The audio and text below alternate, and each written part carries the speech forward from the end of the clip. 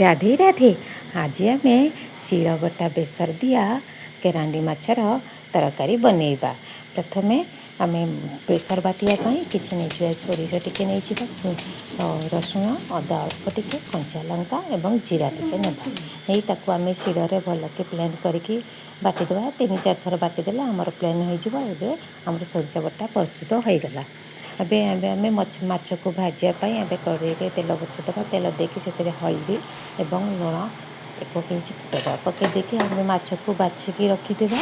ମାଛକୁ ଏବେ ପକାଇ ଦେଇକି ତାକୁ ପୁରା ଆମର ହାଇ ଗ୍ୟାସ୍ କରିଥିବା। ହାଇ ଗ୍ୟାସ୍ ଦେଲେ ଆମର ମାଛଟି ଭଲସେ ପୁରା ଗୋଟା ଗୋଟା କରି ଭାଜି ହୋଇଯିବ। ଏବେ ଆମର କେରାଣ୍ଡି ମାଛକୁ ଏପଟ ସେପଟ କରି ଭାଜିଦେବା। ଆମର ସାଇଡ଼୍ ମାଛ ଭାଜିକି ପ୍ରସ୍ତୁତ ହୋଇଗଲା। ଏବେ ତାକୁ ବାହାର କରି ରଖିଦେବା।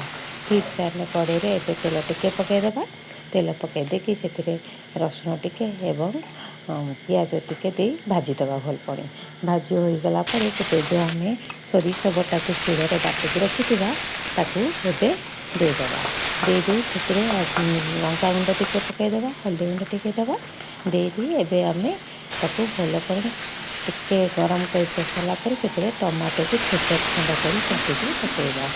ଟମାଟୋ ଭଲକି ହୋଇଗଲା ପରେ ସେଥିରେ ଆମେ ଆମ୍ବୁଲ ଦେବା। ଆମ୍ବୁଲ ଦେଇ ଏବେ ପାଣି ଦେଇଦେବା। ପାଣି ଦେଇ ସାରି ଆମେ ଟିକେ ଫୁଟି ଆସିଲା ବେଳକୁ ମାଛକୁ ପକାଇଦେବା। ଏବେ ଆମର କେରାଣ୍ଡି ମାଛର ଶିଳବଟା ବେସର ଦିଆ ତରକାରୀ ପ୍ରସ୍ତୁତ ହୋଇଗଲା। ଏବେ ଆମର ତ ବର୍ଷା ଦିନ ଆସିଛି। ବର୍ଷା ଦିନରେ এই ମାଛ ବହୁତ ପରିମାଣରେ ମିଳେ। এই ମାଛକୁ ଆଣନ୍ତୁ। ଛୋଟ ମାଛ ଆମ ଆଖି ପାଇଁ ବହୁତ ଭଲ ହୋଇଥାଏ। ତେଣୁକରି ଛୋଟ ମାଛ ତରକାରୀ କରି ଖାଆନ୍ତୁ। Please share and subscribe my channel.